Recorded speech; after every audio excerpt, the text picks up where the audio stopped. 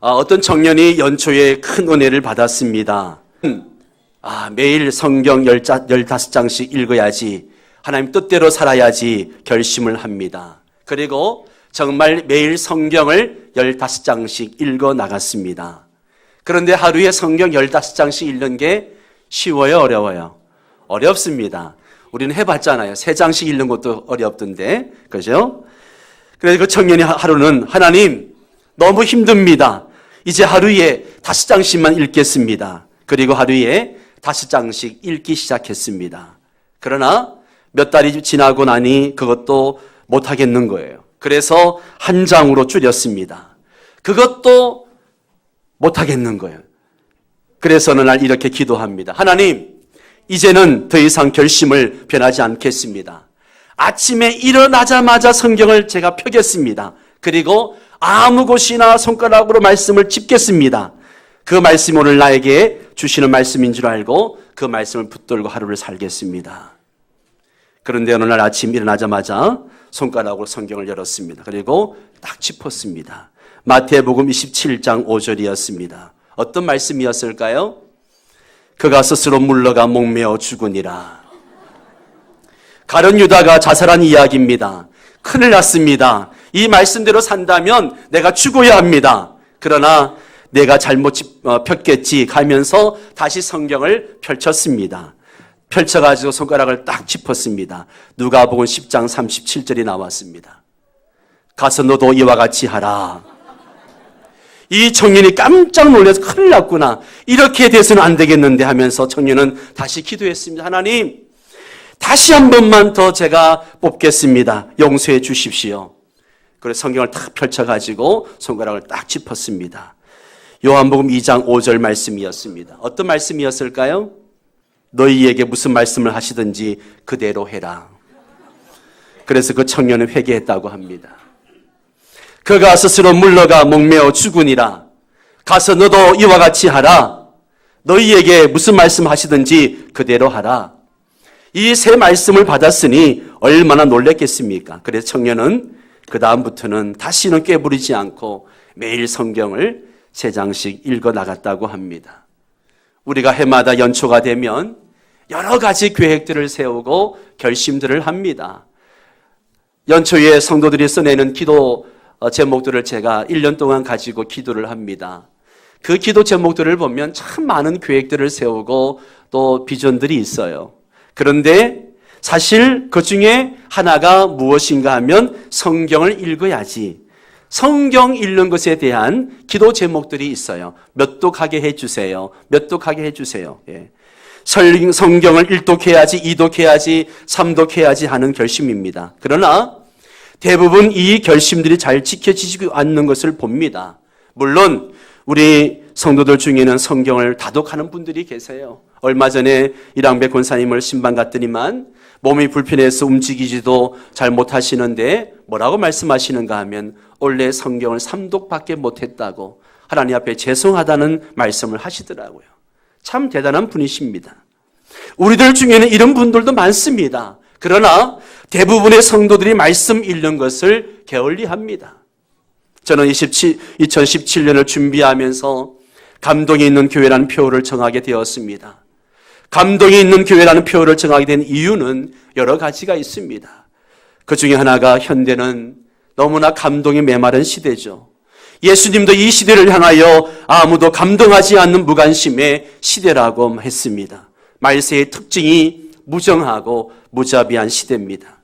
여러분, 기독교는 감동의 종교입니다. 하나님의 아들이 사람의 몸을 입고 이 땅에 오신 것 자체가 감동입니다. 아멘입니까? 그 예수님이 나를 구원하시기 위하여 십자가를 지신 사건이 감동입니다. 사망 권세를 이기시고 부활하신 것이 감동입니다. 저와 여러분을 하나님의 자녀로 삼으신 것이 감동입니다. 이 하나님의 말씀이 성경을 성령의 감동으로 기록하게 하셔서 우리에게 주신 것이 놀라운 감동이 아니고 무엇이겠습니까? 성경에 기록되어진 모든 말씀이 다 감동적인 말씀이에요. 교회는 감동이 있어야 됩니다. 부흥하는 교회의 특징 중에 하나가 감동이 있는 교회입니다. 함께 모여 예배할 때에 감동이 넘쳐야 합니다.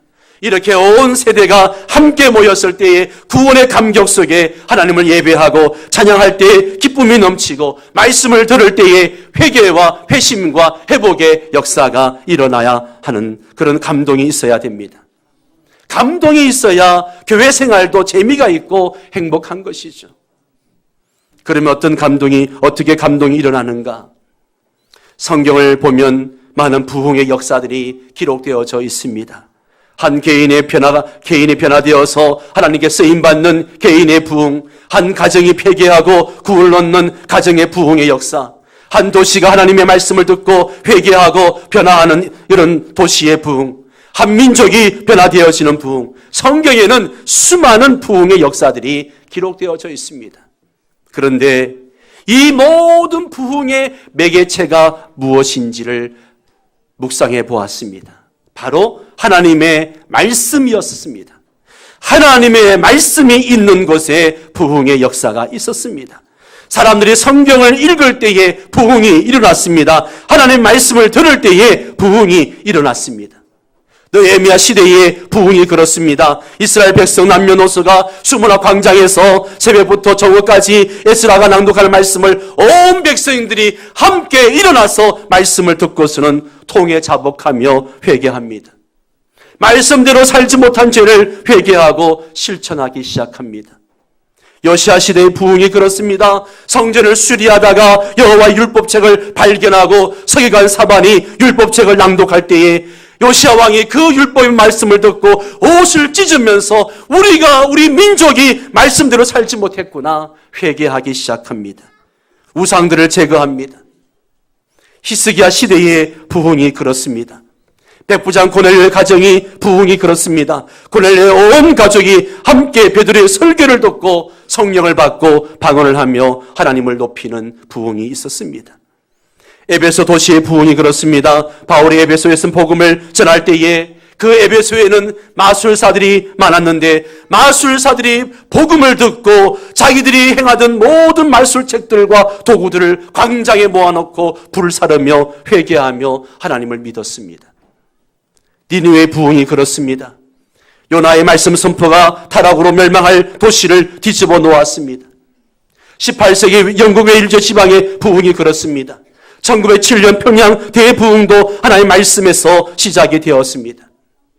하나님의 말씀을 읽고 들을 때 부흥이 일어났습니다. 왜 말씀을 읽고 들을 때 부흥이 일어납니까? 성경 말씀이 하나님의 감동으로 기록된 것이기 때문에 그렇습니다. 성령의 감동으로 기록된 것이기 때문에 말씀을 읽을 때, 들을 때 감동이 일어나는 것이죠. 또 성령의 감동이 있으니 부흥이 일어나는 것입니다. 사랑하는 성도 여러분, 올 한 해 우리의 가정에 부흥이 일어나기를 원합니까? 우리 교회가 부흥되어지기를 원합니까? 말씀을 읽으십시오. 말씀에 집중하십시오. 말씀을 사모하십시오. 말씀 자체가 능력입니다.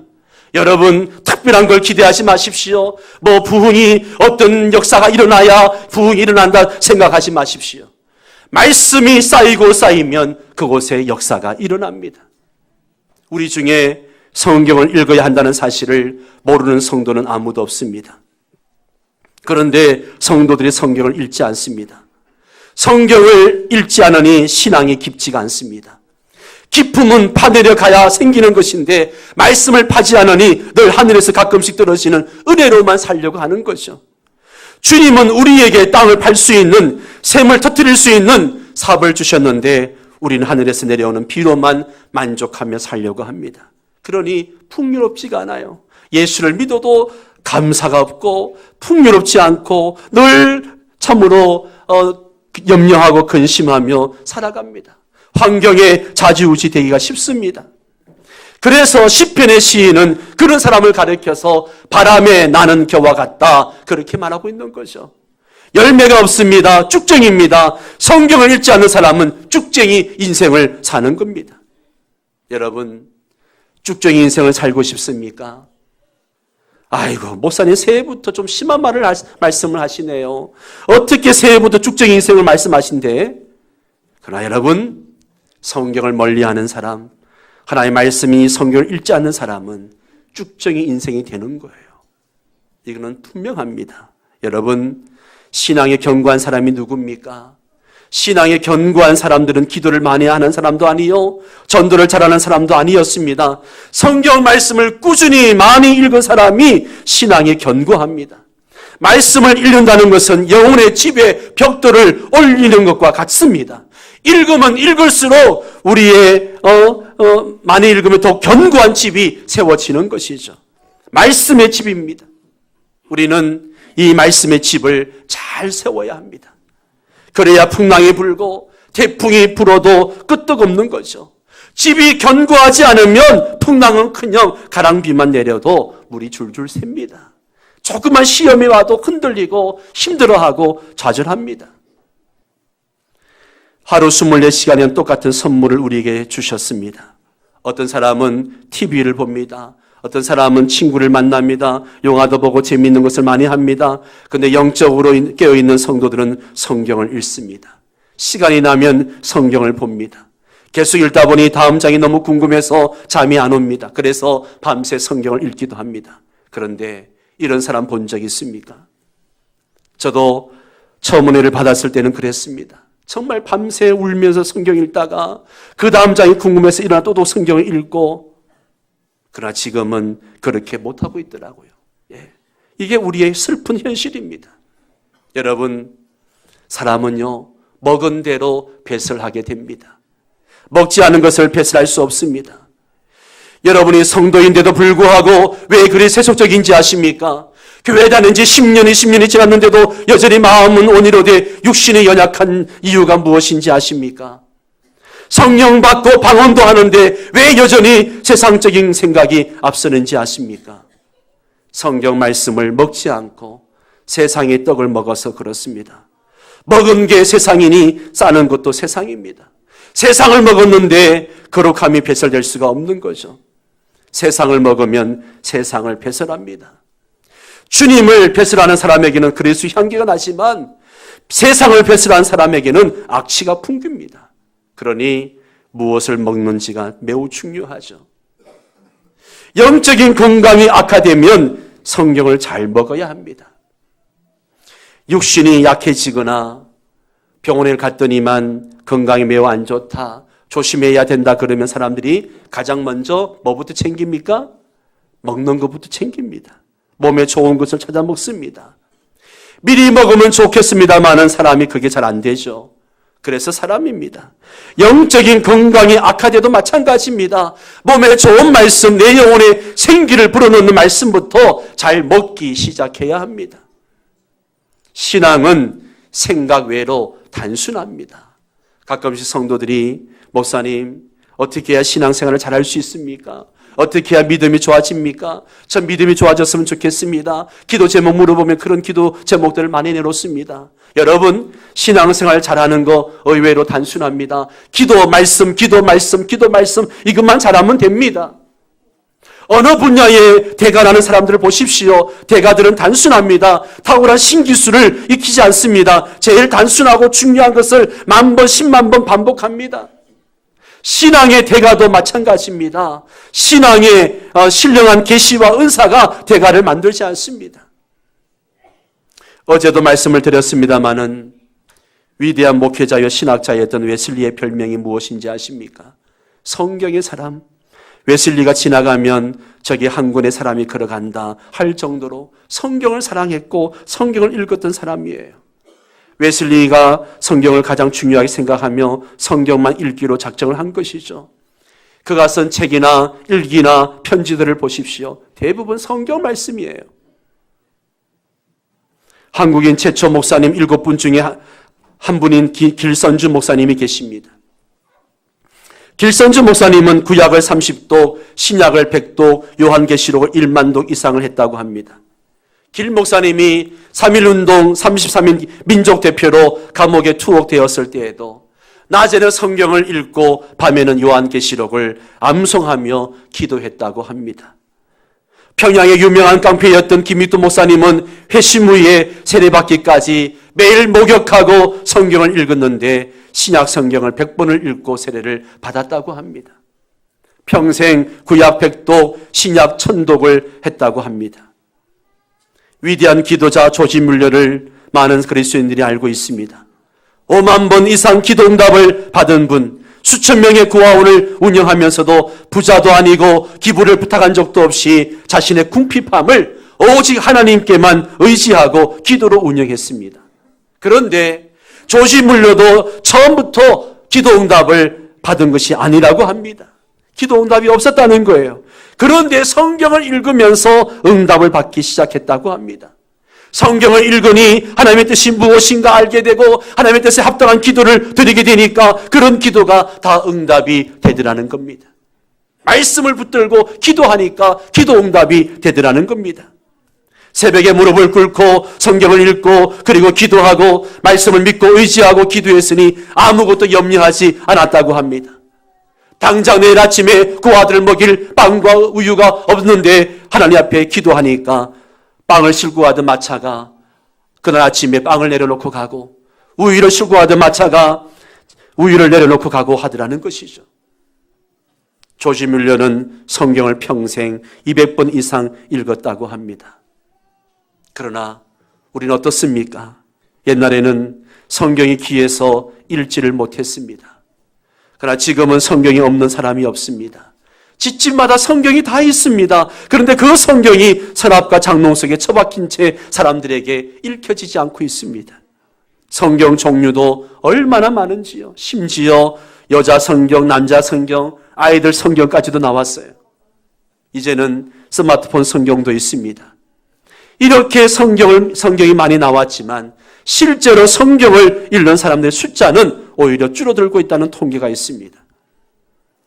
성도들이 성경을 읽지 않는 중요한 이유 중에 하나가 바로 TV 때문입니다. 사진 몇 장을 볼까요? 많이 익숙한 사진들이죠. 1950년대 2차 대전 후에 저렇게 TV가 보급되면서 가족들이 TV 앞에 모여들기 시작하였습니다. 그 다음 사진 볼까요? 익숙하죠?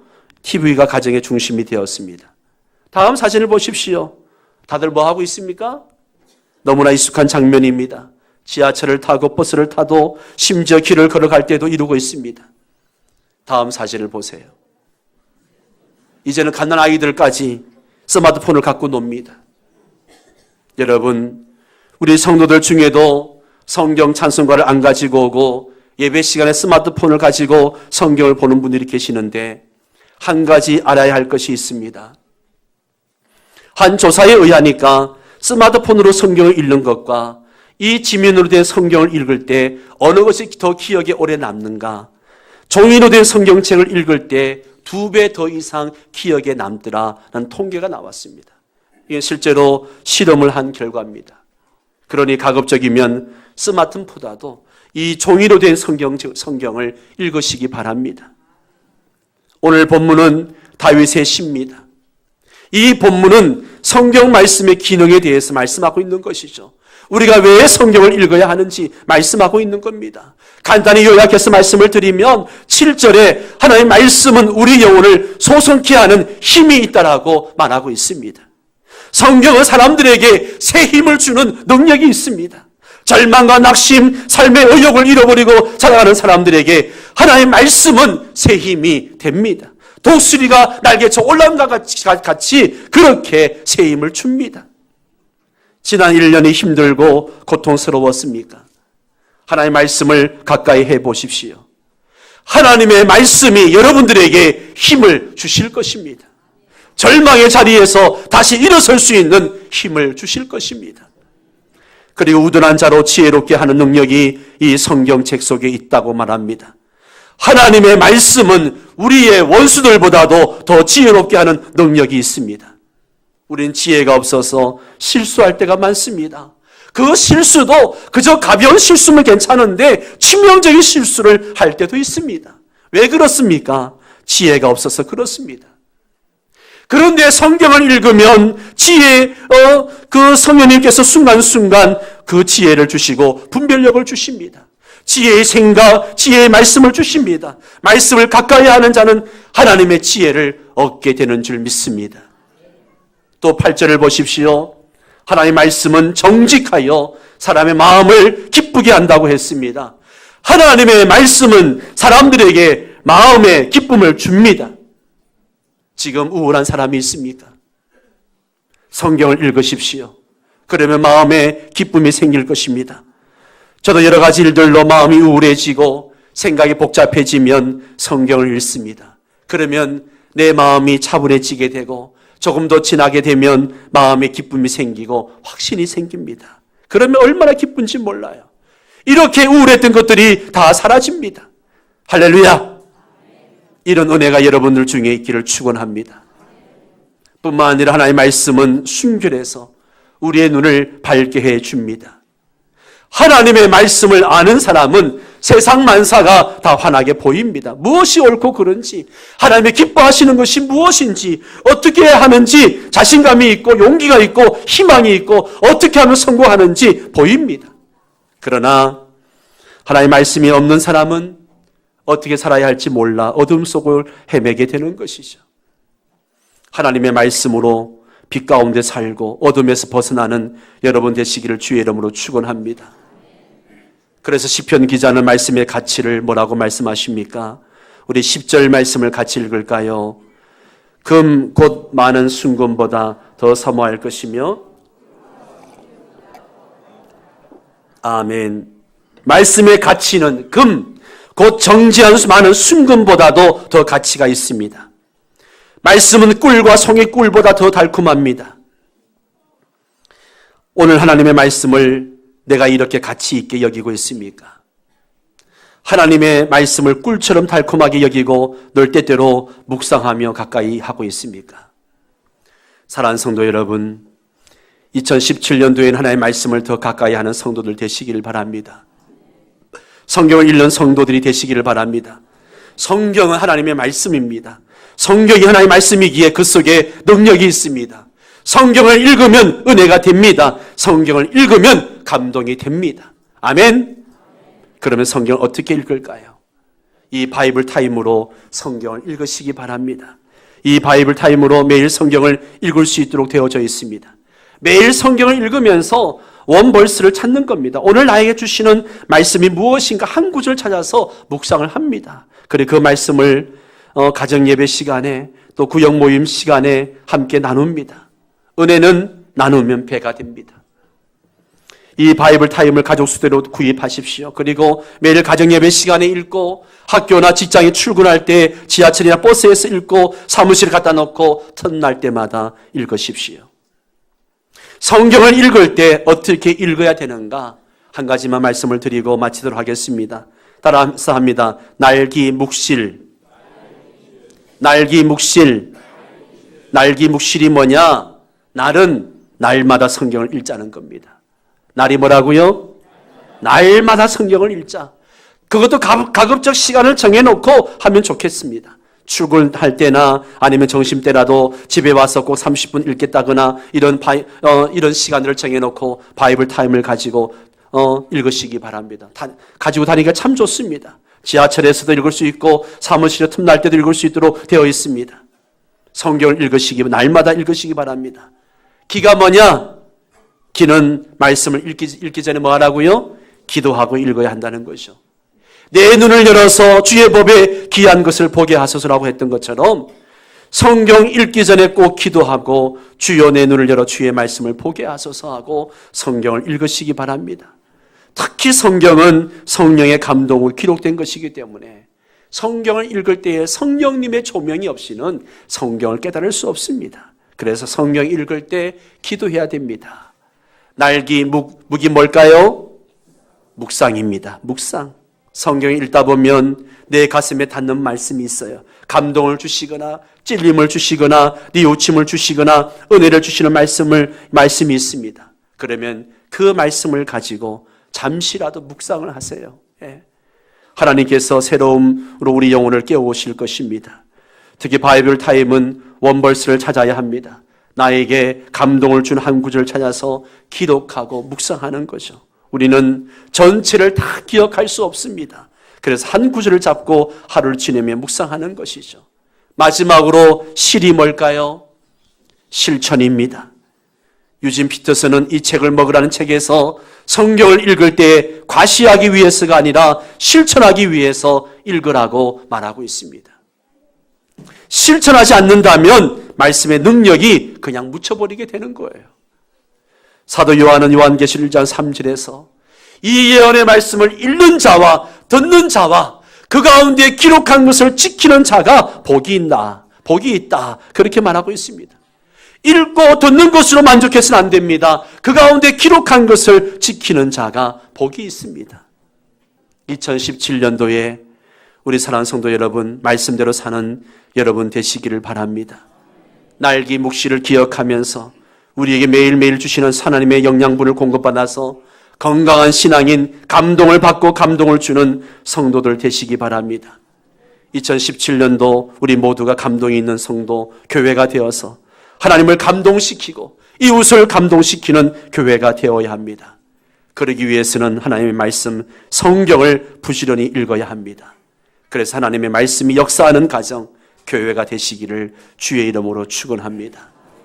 다 함께 여러분들과 함께 영상을 하나 보고 기도하는 시간을 갖도록 하겠습니다. 영상을